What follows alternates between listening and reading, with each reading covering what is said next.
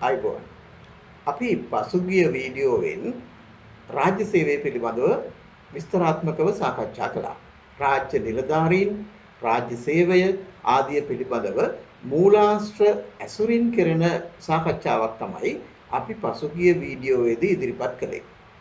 එහිදී ඔබ හඳුනාගත්තා රාජ්‍ය නිලධාරීන්ට අදාළ වන මාර්ගෝපදේශ සංග්‍රහයන් කීපයක් පිළිබඳව. ආයතන සංග්‍රහය, ඊට අමතරව රාජ්‍ය සේවා කොමිසමේ කාර්ය ප්‍රතිපාටික රීති සංග්‍රහය ආදිය පිළිබඳවත් අපි හඳුනාගත්තා. ඒ වගේමයි අපි රාජ්‍ය සේවා කොමිසම සහ කොමිසමට පැවරෙන බලතල සහ වගකීම පිළිබඳවත් අපි එහිදී මූලික වශයෙන් සාකච්ඡා කළා. රාජ්‍ය සේවා කොමිසම ඇත්තම කියනවා නම් රාජ්‍ය නිලධාරීන්ගේ මහගෙදර වාගේ. රාජ්‍ය නිලධාරීන්ගේ මහගෙදර රාජ්‍ය සේවා කොමිසම යයි කිව්වත් වරදක් නැහැ. වරදක් නැහැ. දැන් රාජ්‍ය සේවා කොමිසමට පැවරෙන කාර්යභාරය පිළිබඳව අපි මීට පෙර සාකච්ඡාවේදී පැහැදිලි කළ ආකාරයට රාජ්‍ය නිලධාරීන් පත් කිරීම, උසස් කිරීම, මාරු කිරීම, විනය පාලනය කිරීම හා සේවයෙන් පහ කිරීම පිළිබඳව අමාත්‍ය මණ්ඩලය විසින් සකස් කර දෙනු ලබන ප්‍රතිපත්ති රාමුව තුල ක්‍රියාත්මක වීම කොමිසමේ වගකීමක්. ඒක අපිට පැහැදිලියි. අපි දැන් තවදුරටත් අවධානය යොමු කරනවා රාජ්‍ය සේවා කොමිසම කෙරෙහි. කොමිසමට ඉටු කරන්නට වෙන මේ භාර දූර කාර්ය සීමා කරන්නට බෑ. ඔබ දන්නවා රාජ්‍ය නිලධාරීන්, මධ්‍යම රජයේ රාජ්‍ය නිලධාරීන් ලක්ෂ 14කට ආසන්න සංඛ්‍යාවක්. ලක්ෂ 14කට ආසන්න නිලධාරීන් සංඛ්‍යාවක් පිළිබඳව පත් කිරීම, මාරු කිරීම, විනය පාලනය කිරීම, සේවයෙන් පහ කිරීම ආදී කටයුතු සිදු කිරීම සුළුපටු නෑ. ඒ නිසා ආණ්ඩු ක්‍රම ව්‍යවස්ථාවෙන්ම විධිවිධාන සැලසී තිබෙනවා මේ කාර්යයන් එක් එක් ආකාරයට බලතල බෙදා දීමට. නමුත් රාජ්‍ය සේවා කොමිසමේ වගකීමෙන් මිදෙන්නට ආණ්ඩු ක්‍රම ව්‍යවස්ථාවේ විධිවිධාන සැලසී නැහැ. වෙන ආකාරයකට කියනවා නම් ආණ්ඩු ක්‍රම ව්‍යවස්ථාවේ විධිවිධාන සැලසී ඇති ආකාරයට අමාත්‍ය මණ්ඩලය විසින් ගනු ලබන ප්‍රතිපත්තිමය සීමාවන් තුල හිඳමින් අදාළ කාර්යයන් ඉටු කර ගැනීම සඳහා අනු කමිටු සහ වෙනත් බලධාරීන් වෙත පැවරීමට රාජ්‍ය සේවා කොමිසමට ක්‍රියා කළ හැකි වෙනවා.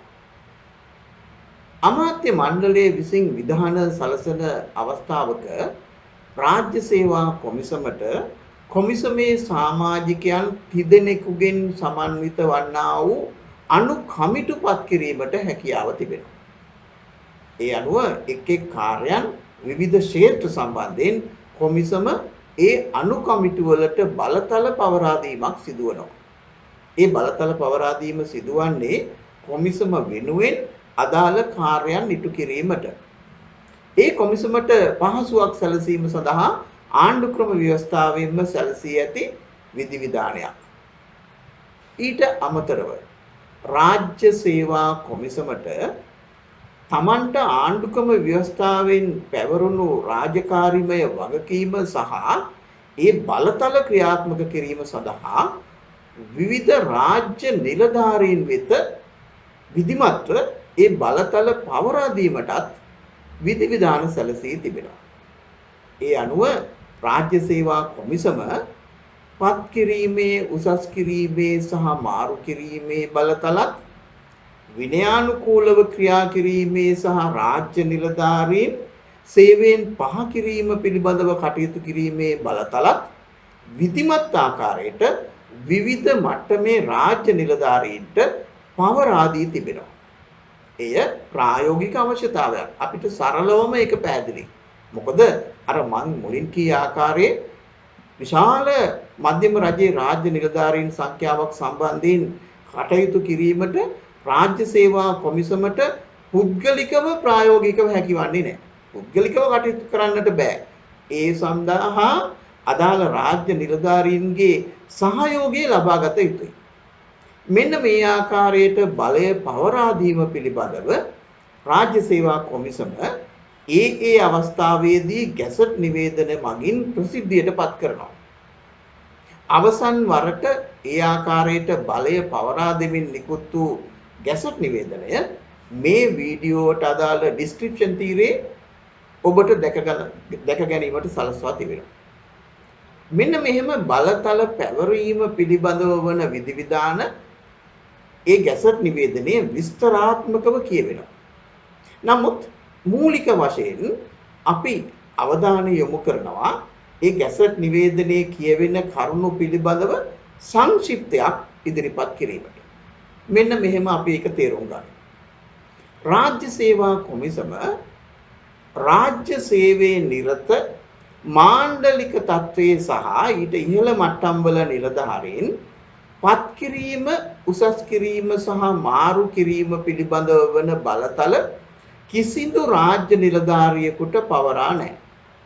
මා මුලින් කී ගැසට් නිවේදනයේ අනුව අපේ මේ වීඩියෝවට අදාළ වන ඩිස්ක්‍රිප්ෂන් තීරයෙන් ඔබට දැකගත හැකි ගැසට් නිවේදනයේ අනුව ඔබ හොඳින් බලන්න මාණ්ඩලික තත්ත්වයේ රාජ්‍ය නිලධාරීන් පත් කිරීම, උසස් කිරීම සහ මාරු කිරීම පිළිබඳව වන විධිවිධාන කිසිදු රාජ්‍ය නිලධාරියෙකු වෙත පවරා දී නැහැ.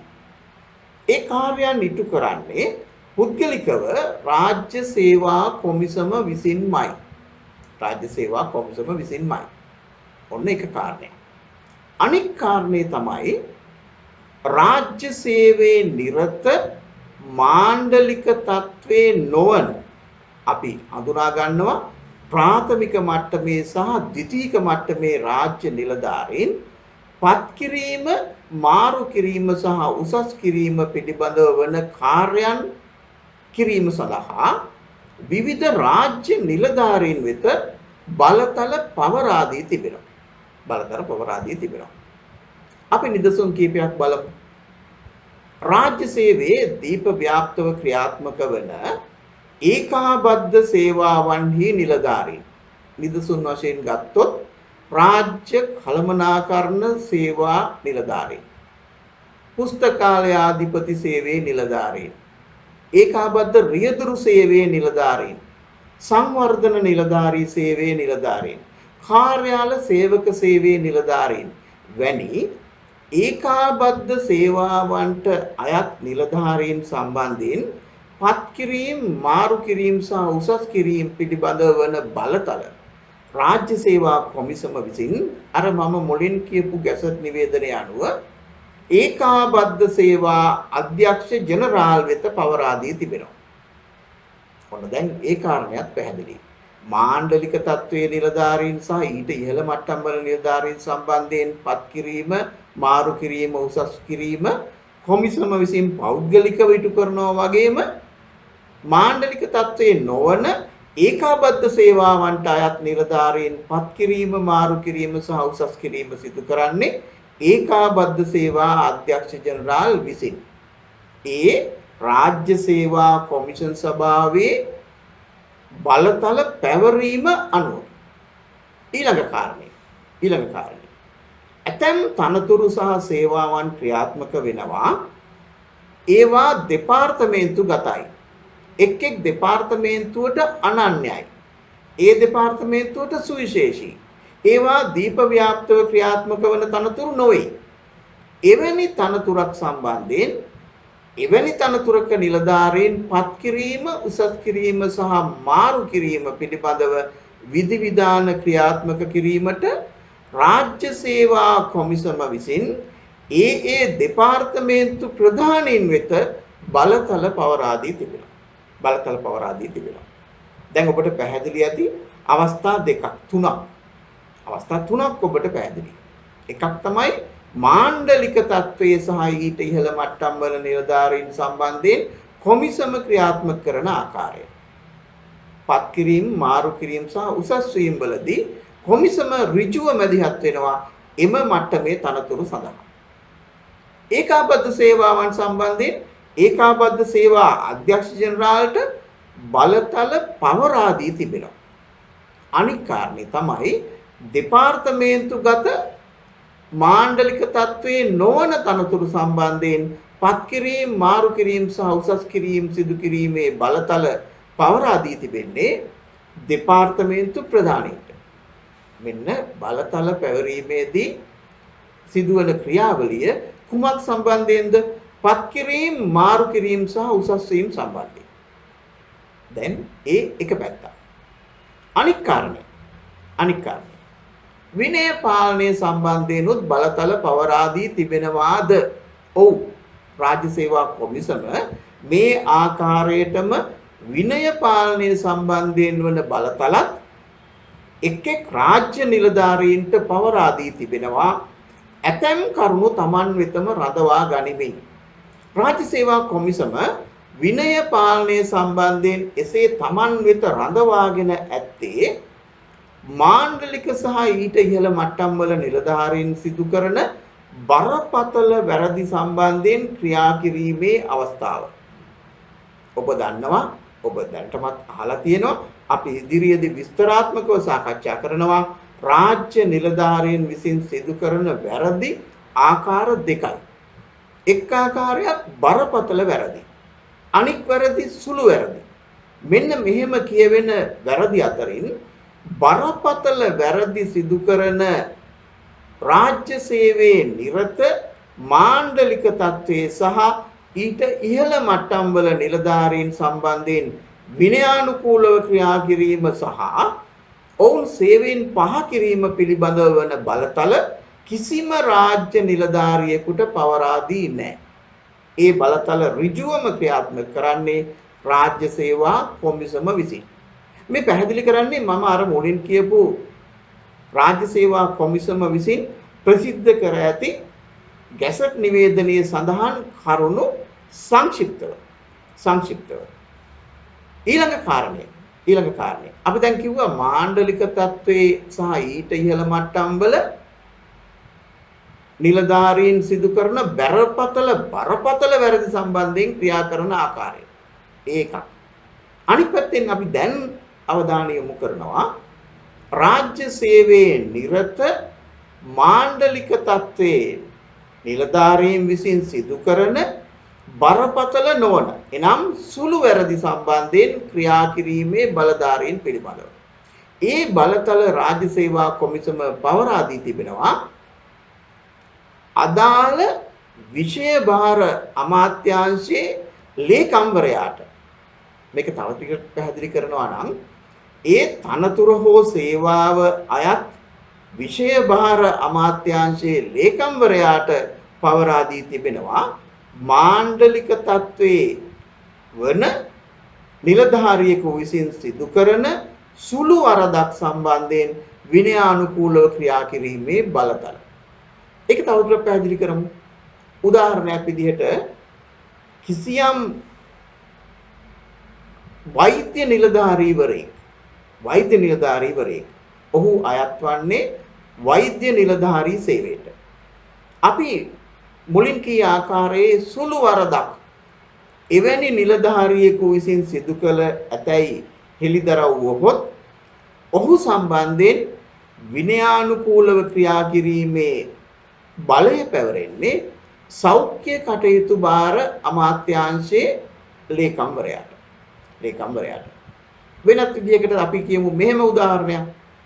ශ්‍රී ලංකා පරිපාලන සේවයේ නිලධාරියෙක් සුළු වරදක් කරන ලද අවස්ථාවකදී ඒ සම්බන්ධයෙන් විනයානුකූලව ක්‍රියා කිරීමේ බලතල පැවරෙන්නේ රාජ්‍ය පරිපාලන විෂය භාර අමාත්‍යාංශයේ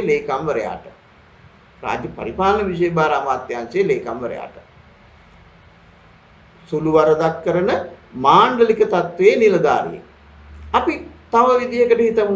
අපි ඒ කතා කළ උදාහරණ දෙකම දීප ව්‍යාප්ත සේවාවන්ට අයිති. අපි හිතමු දීප ව්‍යාප්ත සේවාවකට අයිති නැති නමුත් මාණ්ඩලික තත්ත්වයේ හෝ ඊට ඉහළ මට්ටමක නිලධාරීන් සම්බන්ධයෙන් ක්‍රියා කිරීමේ බලතල පවරා දීමේ ක්‍රියාවලිය කොහොමද සිදුවන්නේ කියලා. මම උදාහරණයක් ගන්නම්.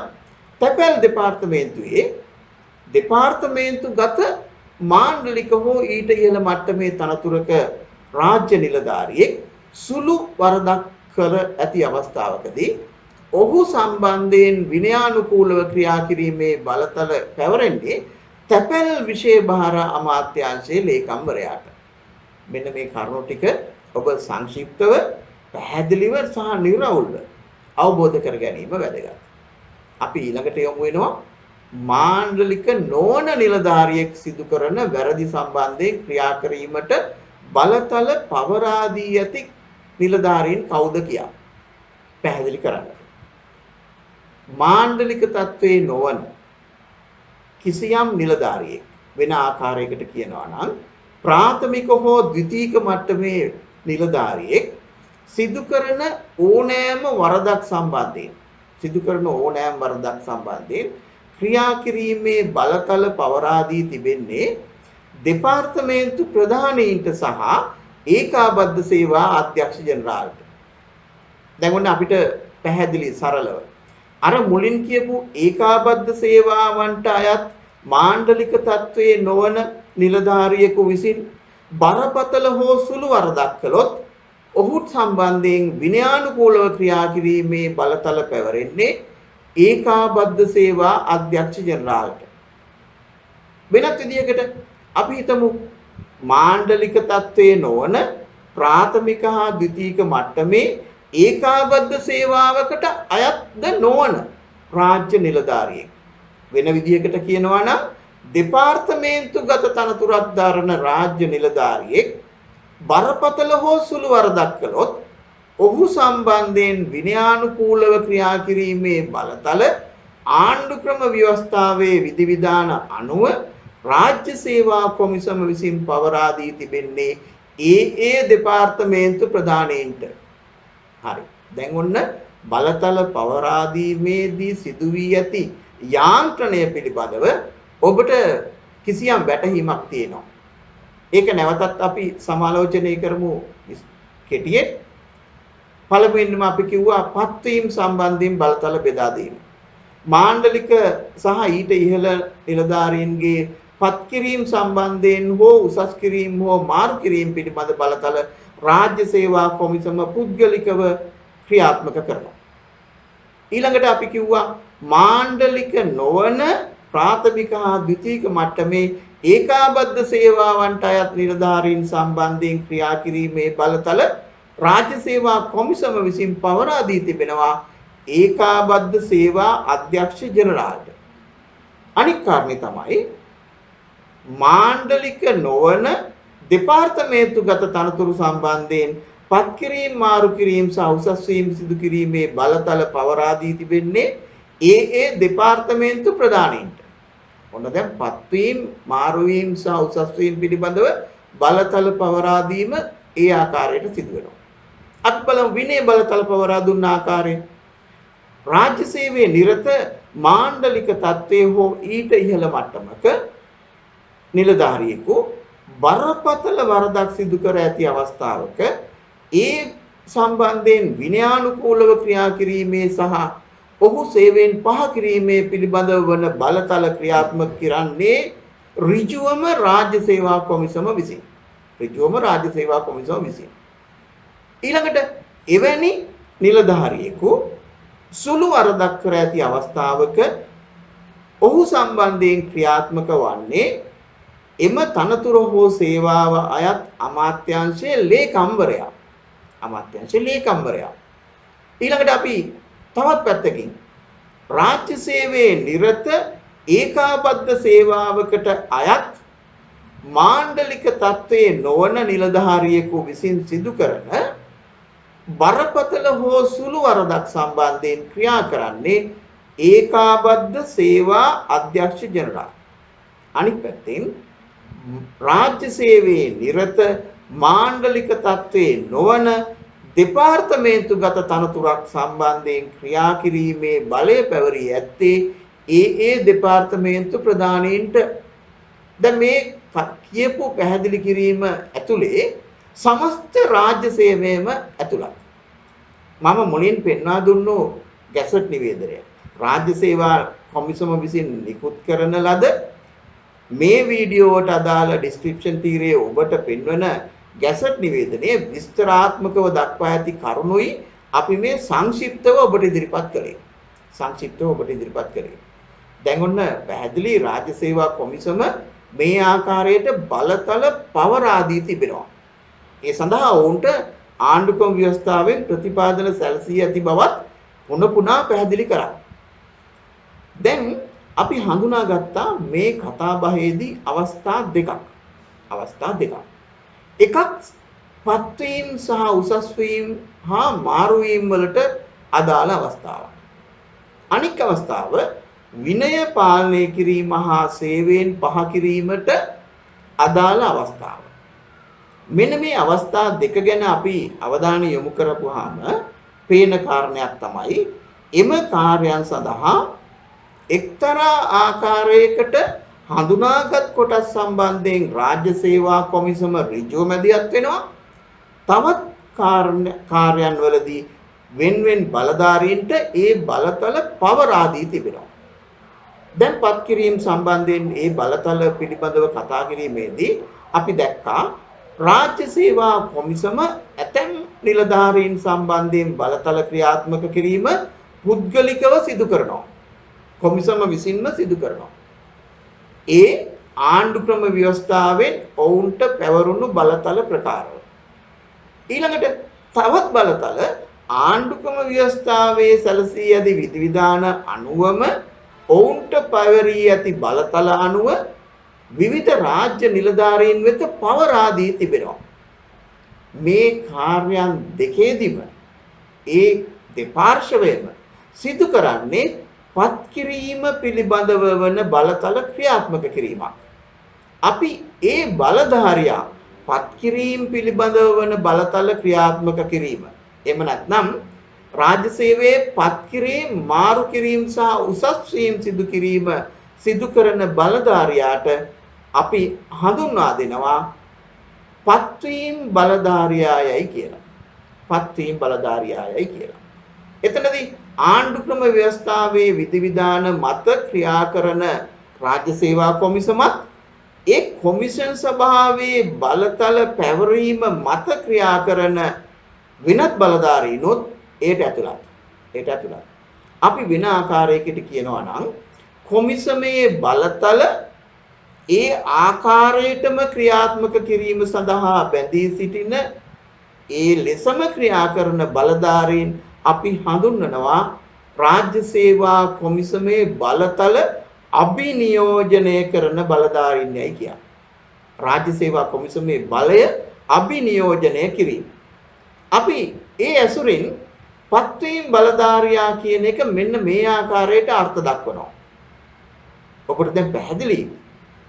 පත්වීම් බලධාරියා කියන්නේ ආණ්ඩුක්‍රම ව්‍යවස්ථාවේ විධිවිධාන අනුව රාජ්‍ය සේවයේ නිරත නිලධාරීන්, රාජ්‍ය සේවයට නිලධාරීන් පත් කිරීම, මාරු කිරීම සහ උසස් කිරීමට බලතල පැවරී ඇති රාජ්‍ය සේවා කොමිසමත් ඒ කොමිසමේ බලය අභිනියෝජනය කරමින් ක්‍රියා කරන සෙසු බලධාරීනොත් පොදුවේ අපි හඳුන්වනවා පත්වීම් බලධාරියායයි කියන්නේ.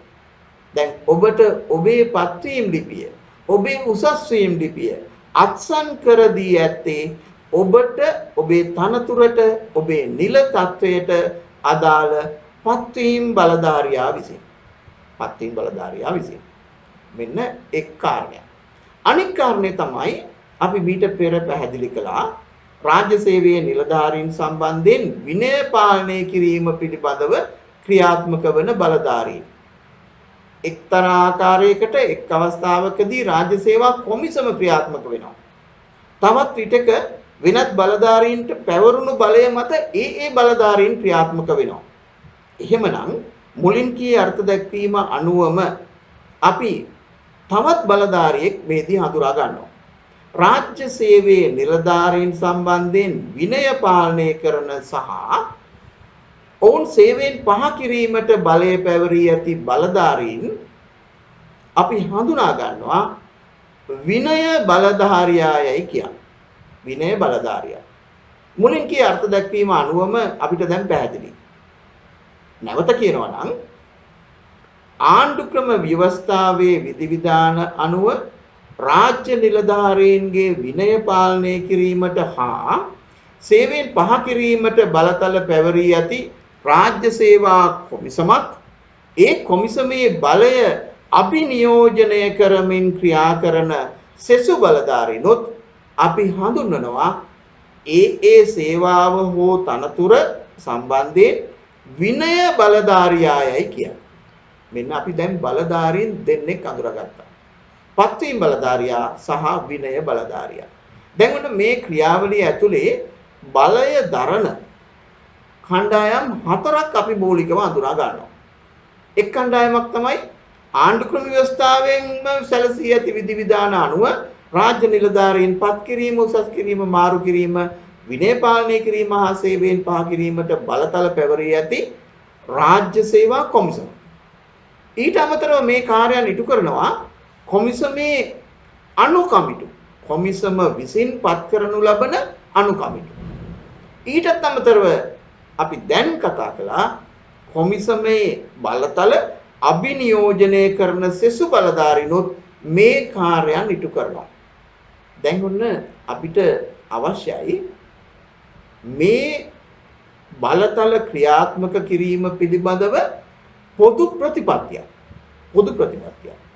එක එක බලධාරීන් එක් ආකාරයට මේවා ක්‍රියාත්මක වීමට හැකියාවක් නැහැ. සෑම පුරවැසියෙකු සම්බන්ධයෙන්ම නීතිය එක ලෙස ක්‍රියාත්මක වන බවට තහවුරු කිරීමයි අපේ ප්‍රතිපත්තිය. ඒ නිසා රාජ්‍ය නිලධාරීන් පත් කිරීම, උසස් කිරීම, මාරු කිරීම වගේම විනය පාලනය කිරීම හා සේවයෙන් පහ කිරීමත් එක්ස්ට සහ වයිට දෙආකාරයකට නොවන බවට වග බලා ගැනීම සියලු බලධාරීන්ගේ වගකීමයි. ඒ සඳහා මඟ පෙන්වීමට තමයි අපි මුලින්ම කතා කරපු රාජ්‍ය සේවා කොමිෂන් සභාවේ කාර්ය පටිපාටික රීති සංග්‍රහය හඳුන්වලා දීලා තියෙන්නේ එසේ ඒකාකාරීව කටයුතු සිදුවන බවට වග බලා ගැනීමට. එහි තියෙනවා විස්තරාත්මකව කරුණු. පෙර වීඩියෝවට අදාළ ඩිස්ක්‍රිප්ෂන් තීරයේ එම කරුණු සහිත ගැසට් නිවේදනය ඇතුළත්ව තිබෙනවා. ඔබට එයට පිවිස එය නැරඹිය හැකියි. දැන් ඔන්න අපිට පැහැදිලි අර කියපු කොමිසමත් ඊට පසු කොමිසම විසින් බලය පැවරීම මත ක්‍රියා කරන සෙසු බලධාරීනොත් ක්‍රියා කළ යුතු වන්නේ ඒ මාර්ගෝපදේශයන්ට අනුකූලව. ඒ වගේමයි විනය බලතල ක්‍රියාත්මක කිරීමේදී රාජ්‍ය සේවා කොමිසම හෝ කොමිසමේ අනු කමිටු හෝ බලය අභිනියෝජනය කරන බලධාරීන් හෝ ක්‍රියාත්මක විය යුතු වන්නේ මේ කියපු මාර්ගෝපදේශ සංග්‍රහයන්ට අනුකූලව. ඒ මොකද්ද මාර්ගෝපදේශ සංග්‍රහය? කාර්යපටිපාටික රීතිද? නෑනේ. කාර්යපටිපාටික රීතිවල තියෙන්නේ පත් කිරීම, මාරු කිරීම සහ උසස් වීම පිළිබඳව පමණයි. ඒ නිසා අපි මීට පෙර වීඩියෝවේදී පැහැදිලි කළා ආණ්ඩු ක්‍රම ව්‍යවස්ථාවේ විධිවිධාන අනුවම විනය පාලනය කිරීම හා සේවයෙන් පහ කිරීම සම්බන්ධයෙන් තව දුරටත් පවත්වාගෙන යන්නේ, පරිශීලනය කරන්නේ, අදාළ කරගන්නේ ආයතන සංග්‍රහයේ දෙවෙනි කාණ්ඩය. ආයතන සංග්‍රහයේ 47 සහ 48 පරිච්ඡේද ඇතුළත් දෙවෙනි කාණ්ඩය. දැන් මෙන්න මාර්ගෝපදේශ සංග්‍රහයන් දෙක පිළිබඳවත් ඔබට වැටහීමක් තියෙනවා.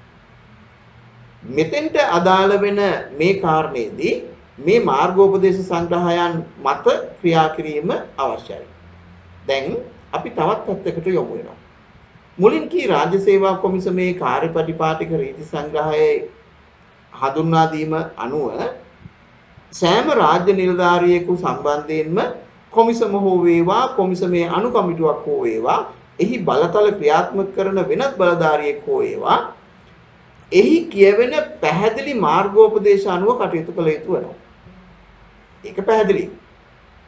එසේ කටයුතු කිරීම සඳහා යොමු වීමේදී එම මාර්ගෝපදේශ සංග්‍රහය එනම් කාර්යපටිපාටික රීති සංග්‍රහයෙන් කියවෙන්නේ පත් කිරීම, මාරු කිරීම සහ උසස් වීම පිළිබඳව වන පොදු ප්‍රතිපත්තිය. පොදු ප්‍රතිපත්තිය තමයි එහි කියවෙන්නේ.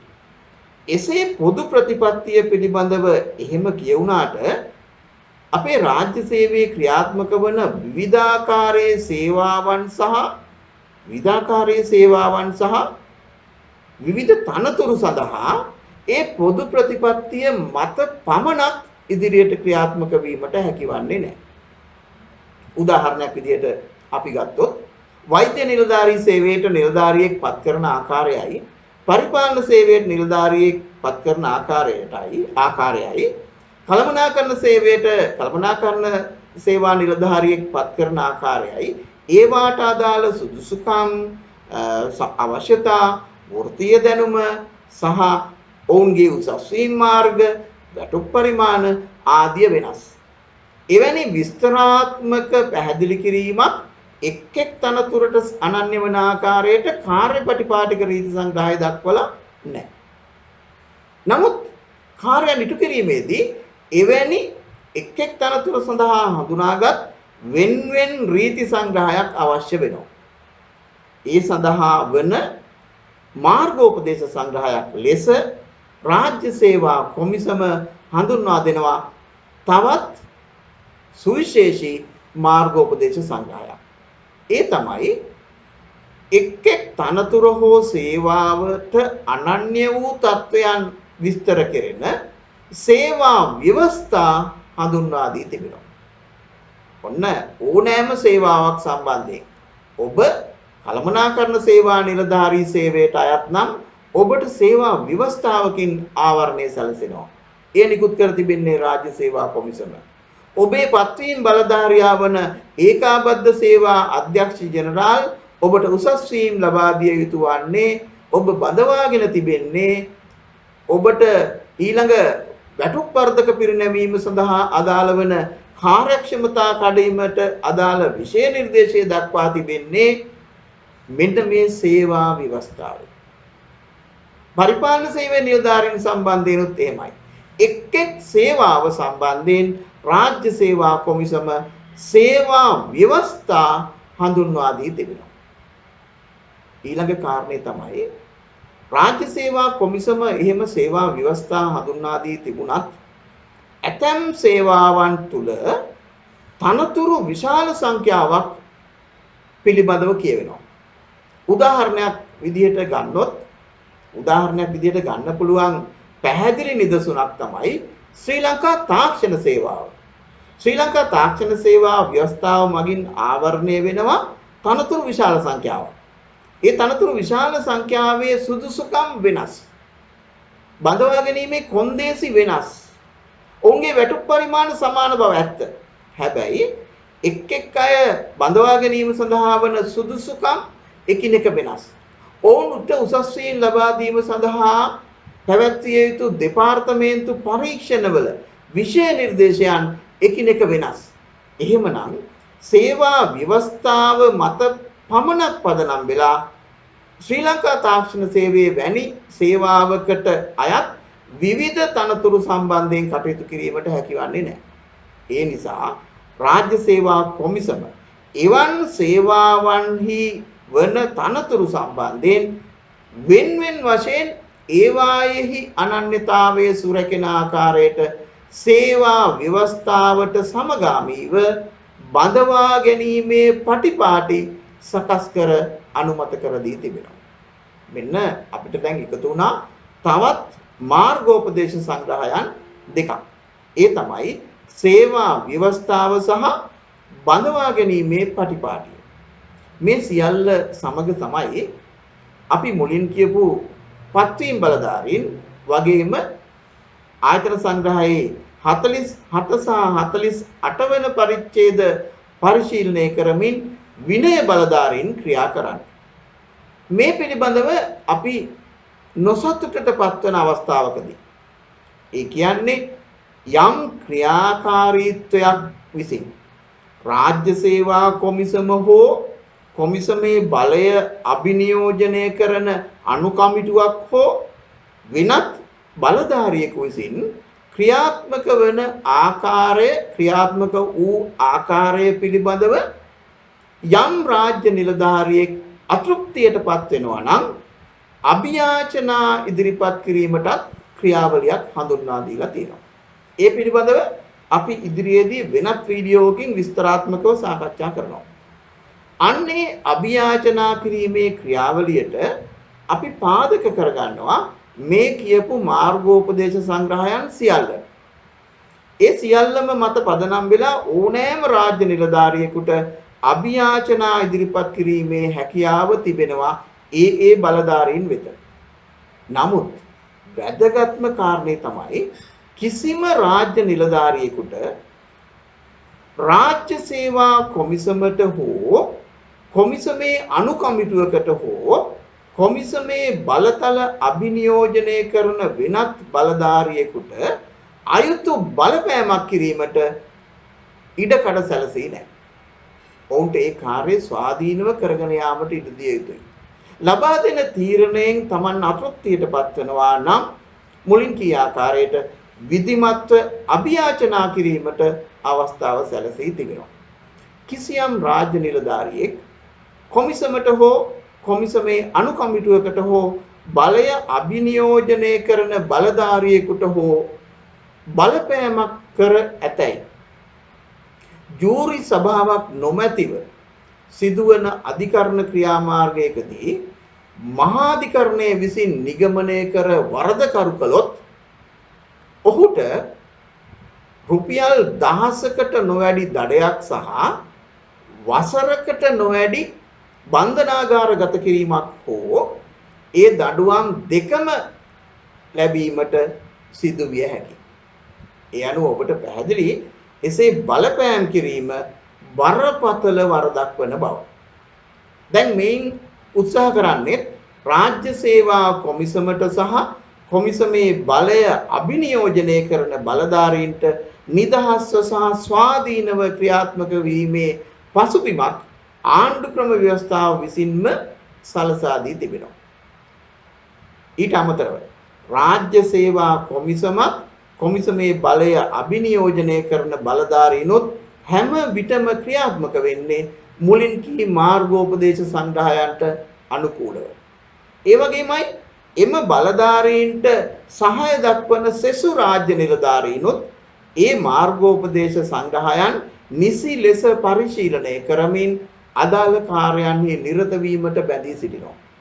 ඒ වගේමයි රාජ්‍ය සේවයේ නිරත නිලධාරීන්ට ඒ මාර්ගෝපදේශ සංග්‍රහයන්හි කියවෙන අවස්ථාවන් සහ වරප්‍රසාද ලැබීමටත් තමන්ට අගතියක් සිදු වුණා යයි කියලා හැඟෙන අවස්ථාවක අභියාචනා කිරීමට අවස්ථාවක් සලසා දී තිබෙනවා. මෙන්න මේ කරුණු ටිකයි ඔබට වැදගත් වෙන්නේ ඉදිරි පියවරට යොමු වෙනකොට. අපේ ඊළඟ වීඩියෝවෙන් අපි කතා කරමු විනය පාලනය පිළිබඳව වන විධිවිධාන. විනය පාලනය පිළිබඳව වන විධිවිධාන වීඩියෝ කිහිපයක් ඔස්සේ ඔබට ඉදිරිපත් කිරීමටයි අපේ සූදානම්.